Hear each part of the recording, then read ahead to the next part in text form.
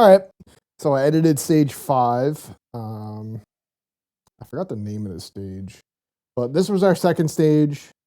This stage is called, this is stage called Going Left, and I shot 71.97%, 20 alphas, 5 Charlies, 1 Mike. I will show you exactly where my mic came from. Giancarlo, 57%, 22 alphas, 1 Charlie, 1 Delta, 2 Mikes, 1 procedural because he forgot to shoot a target. Mark, 50.66%, 17 alphas, 6 Charlies, 2 Deltas, 1 Mike. My time was 24.79. Giancarlo's time was 26.32. Mark's time was 32.29. Let's break it down. Or actually, let's watch it and then break it down.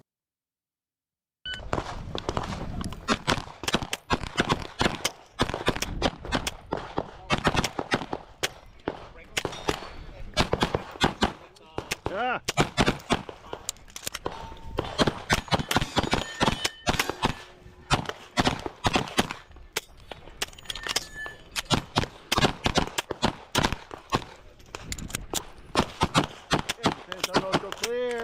If the hammer holster, if we're coming out.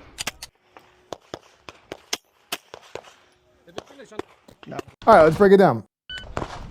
So we vastly, all three of us, had different stage plans, and it's very important to come up with your own stage plan and not watch people's other and not really copy other people's stage plans, because stage plans, when you're not inside of New York or inside of a state that has a 10-round mag capacity limit, are going to be vastly different depending on class. So like, I'm in open class and my mag capacity or my magazine length is 170 millimeters compared to the limited optics and carry optics at 141.25. So for mag capacity in open guns, it's usually above 27 rounds most of the time. For me, I know my open mags can hold 28. I don't load them to 28 as I get like feeding issues so I run 27. But I could run 28, and then in one of my mags I could run 29. I just don't like to do that. So I keep my mags loaded at 27 when I'm competing outside of the state or when I'm practicing.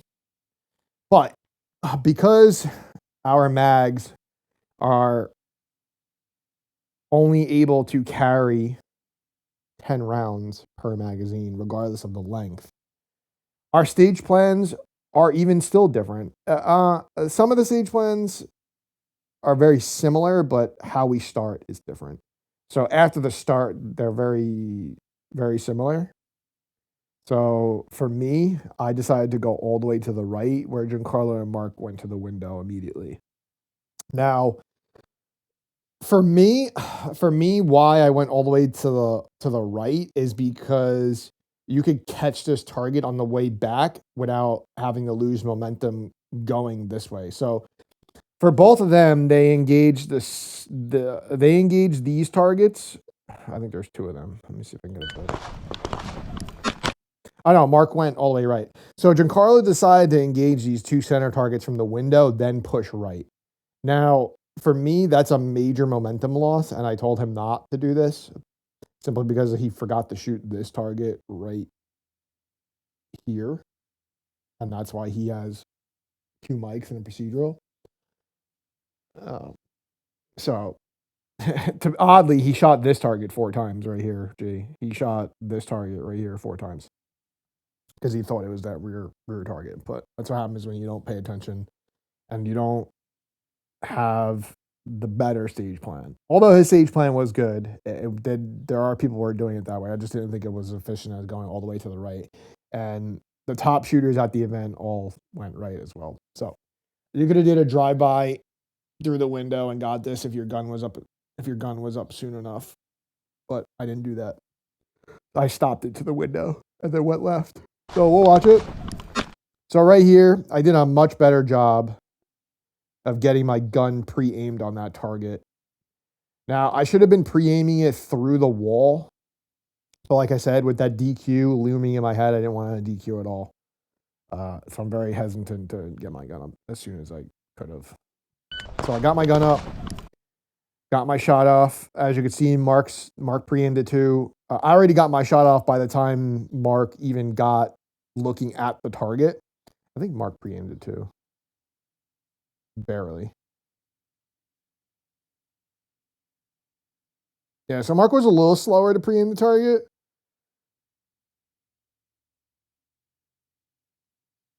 And as you can see, I think Mark had to make an adjustment to reach this far target too. Whereas I came in. Yeah, I came in already exposed. So my hips were already ready to go for this sector of fire where Mark had to, I think, adjust. I got to watch the third person footage. We have third person of this footage, but from here, I think he had to turn his body. Yeah. So Mark had to turn his body towards the target, and that, that is 0.2 of a second, or 1/10 of a second. That's just adding up. That's little efficiency things. That has nothing to do with your shooting ability. So stuff like that will cause you to lose time on a stage. And these stages were all like mid hit factor. So not that time was important. I mean, time is definitely important, but not nearly as important as getting as many points as possible on these stages. All these stages were 4, 5, 6 hit factors. And it's very important that you get as many points as possible on these mid-low courses of fire, especially with the amount of points that we have available. You want as many as possible. And all day, I did a phenomenal job. I didn't read their scores, but I stayed within 15 points of maximum targets available, which is what I wanted and what you should aim for. You could probably crunch that down to 10%, but 10, 15%, we're talking about maybe 2 points difference. So, I mean, if that is a make or break on your stage, then you should really aim for 10%. But I think all day, I think the lowest I shot was 13% off maximum points, which is where you want to be. You want to be in that threshold. So as we're going, you see, I've already engaged this rear target already. And Giancarlo's still stuck on here. He has yet to even transition to the right. And he's still stuck. So I think I've already shot 3 targets by the time. Yeah, I've already shot 3 targets by the time did he get a shot off? Let's see.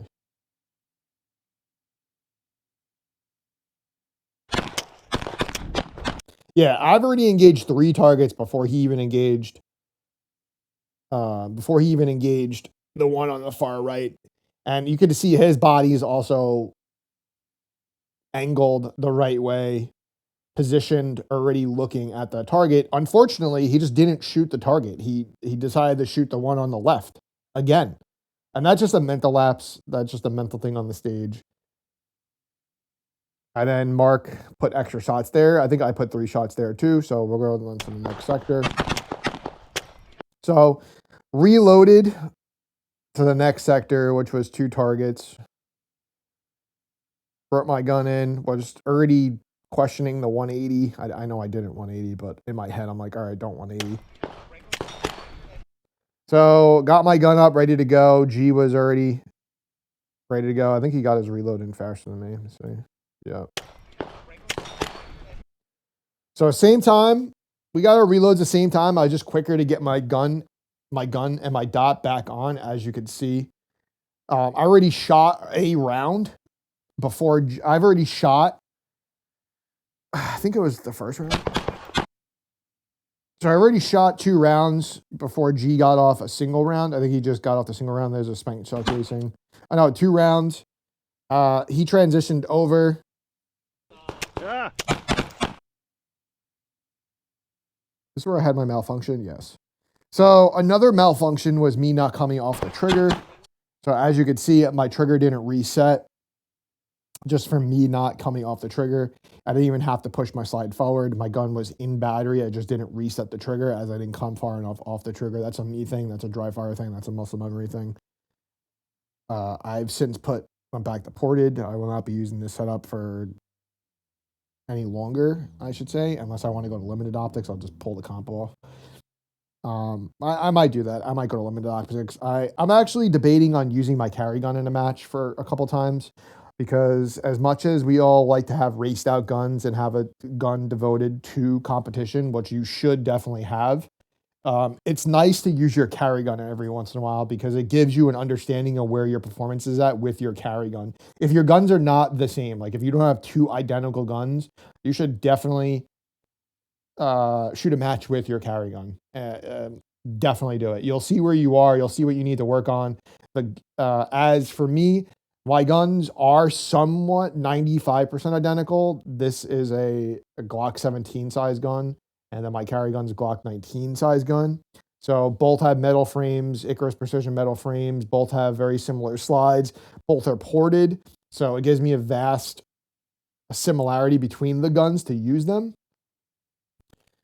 These two do not carry very similar guns to what they use. Giancarlo, I think, switches off between a PO1, which is a smaller version of this gun, but I think his everyday carry right now, I think, is a P365. So it's a micro with a port, with the two port slide that Sig sells, and then Mark's carry gun is a macro.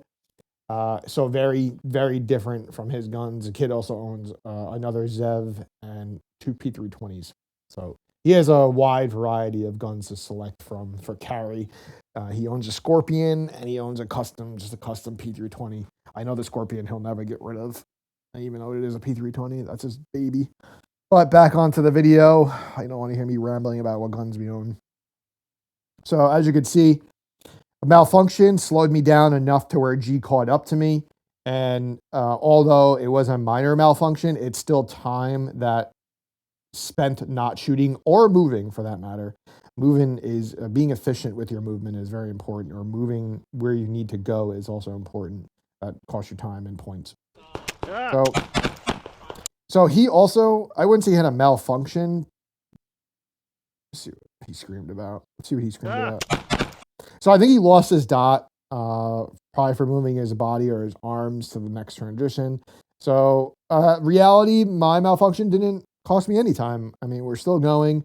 Very similar speed right now. We both... Did he perform a reload?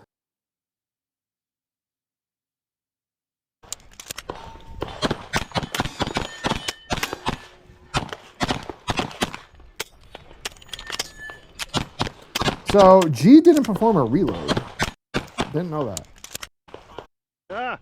So I reloaded after I shot these just to have a fresh mag for steel, as I missed a couple shots, which I'm glad I reloaded. But G didn't reload. So he got his shots off sooner. Did he get his shots off? Yeah, so he got his shots off sooner. Very, very slightly. And I performed a reload and got back on by the time I think it was a second shot. Yeah, so he was faster by a shot. He was also more accurate than me, as I had to go back and make up shots, so that way I can get shots on paper down here. So I think it was just this target. So I'm forgetting Mark over here.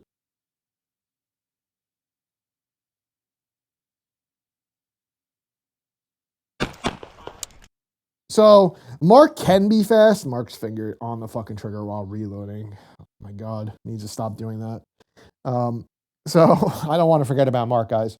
So by the time we're moving on to the third sector of fire, Mark hasn't even engaged the first target in the second sector of fire. And me and G are already pushing onto the third sector, the steel section.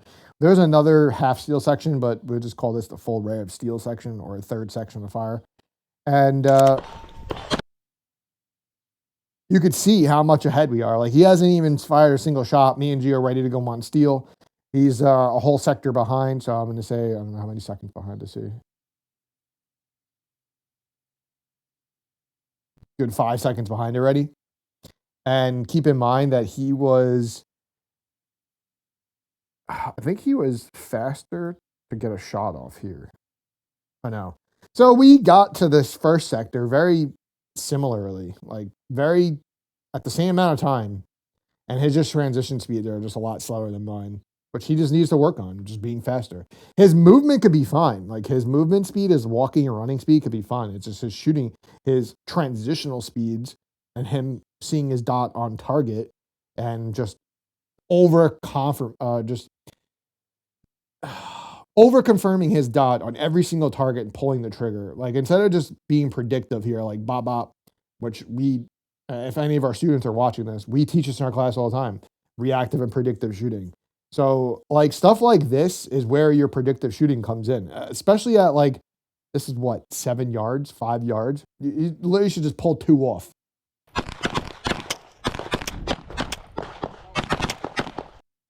All right, so back to the steel. As you can see, I whiffed this steel, and I had to go back and make it up. My next venture of shooting is going to be shooting on the move. I desperately need to get better at shooting on the move, and you'll see throughout the match there are plenty of times where I had to shoot on the move. Now, on paper targets, I'm decently okay at shooting on the move. It's much larger target to shoot at.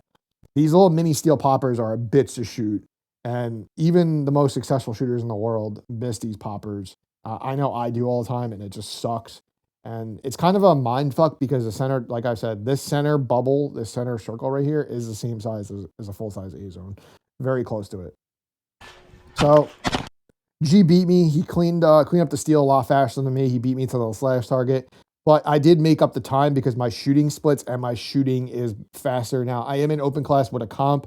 He is in carry optics. I understand the difference in shooting. He has significantly more vertical recoil than I do, as I have a 3-port comp on the end of my barrel, so my gun's being driven back fucking down, so my splits could be slightly faster. But still, I did catch up. His reloads do need a little bit of work. And then we go into the last sector of fire, so I clean up the 2 targets, the 2 papers, and got my reload in, as you can see. My reloads were such dog shit at March Madness, and I was like, all right. So I dry fired for significant amount of time reloading, got my reloads better. My hands weren't fucking freezing like they were in March Madness, and I had feel in my hands, so my reloads were clean. Giancarlo just needs to work more on his reloads. Like I said, just dry fire. So we come up, last sector. So there is my miss for the stage. As you can see, right there, right over the top of that paper. So the round skipped as I'm stepping. It skipped right over here, right over the top of this target right here. And I didn't either my knees were flexed and I pushed the gun up, or I just didn't let the gun settle. I don't remember, but I'm going to go with my footwork pushed my gun off target, and it caused me to miss.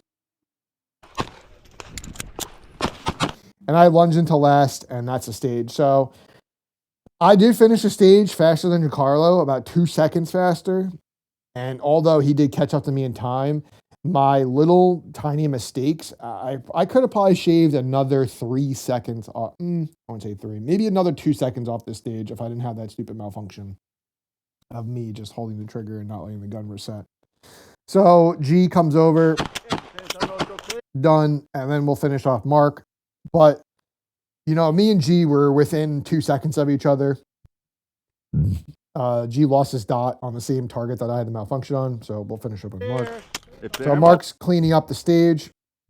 And even then, even these, and I understand that there's a tux here or a hard cover. Even these should be just bop bop. Like you should be predictively shooting these. These IPSC targets are slightly smaller than USPSA, so there are different targets on the stage. But needless to say, you know, for him, he just needs to be to shoot faster. He needs to be able to be comfortable and more confident with his shooting ability and his predictive and reactive shooting. So for like me and G on these targets, you could see the difference in speed that me and G shoot at.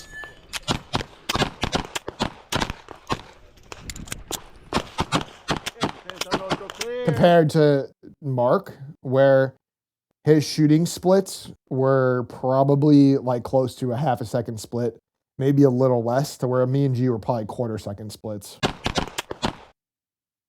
which is where you want to be. And I know a lot of people ask us like, oh, you don't need to have you don't need to have like a 0.15 split. Now, granted, yeah, does it help? Yes. But does that make a massive difference on a stage? No. But I will say going from a 0.20 to a 0.5, that will make a difference in your splits, because now you're making 2 shots every 1 second, to whereas the person shooting 0.20 is 5 shots a second. So you're spending significantly more time stuck in a position shooting when your splits are slower. And I don't mean like going from like 0.20 to 0.25. And I understand that that's 4 shots a second compared to 5. I'm talking about 0.20 to 0.50. Like a quarter of a second to a half a second is a significant amount of time to be sitting in a spot shooting. And you could see that on Mark's shooting abilities. And that is slowing him down drastically throughout the stage, because he did it here too. So his shooting speed is very, very similar throughout the whole entire stage, regardless of the distance of the target. Like even this is closer. He should literally throw his dot on the paper center. You should be looking at the A's. It doesn't happen always, and I understand that.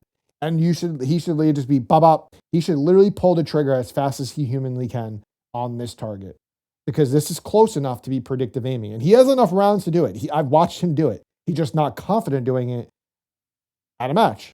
And that's a problem, because you see how much slower he got. And he beat me to here. He beat me to this paper right here. He actually beat me and G on the previous stage. So he's capable of moving faster than me and G. But his shooting speed is what drastically slows him down.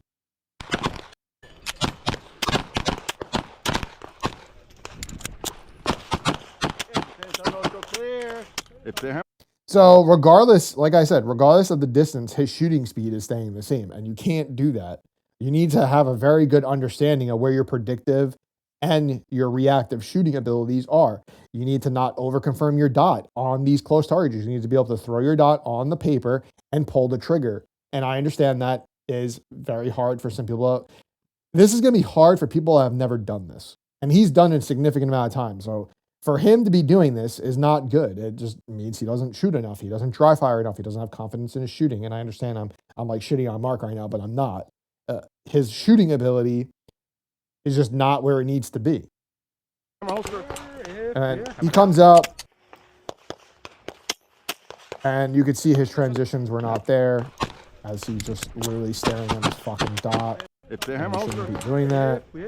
So bang, bang. And then his slow transition over, finds his dot, and pulls the trigger. But Mark did a really good job at shooting the steal, because he took his time and did it, no misses, and pulled the trigger. Now, his grip was a little bit better. It was definitely higher, because on some of the stages that I will break down later this week, you will see that he did click his slide release with this thumb, and he pushed it up, which caused the gun to have slide lock. Once again, that's a grip problem. So he is trying to get better actively, which I like. If he's going to, actively shoot at matches and you want to get better, that's something you need to do. But he doesn't dry fire, and it shows, and that's the only way to get better. You can't rely on matches and your training at live fire or at the indoor range or the outdoor range to get better. You need to dry fire. That's the only way to get better. So hopefully you guys learned something from this stage. I tried my best to break this down. It's just a lot. It's a lot of stuff in a little bit of time. I don't want to make this video too long. So next video will be stage 6 and 7. I'm going to try to set it up the same way. I might have a fourth shooter, somebody else that was with us. If they upload their footage, I'll throw it in here. I don't know how I'm going to do that with Mark's video aspect ratio, but make it happen. I'm out. You guys have a good day.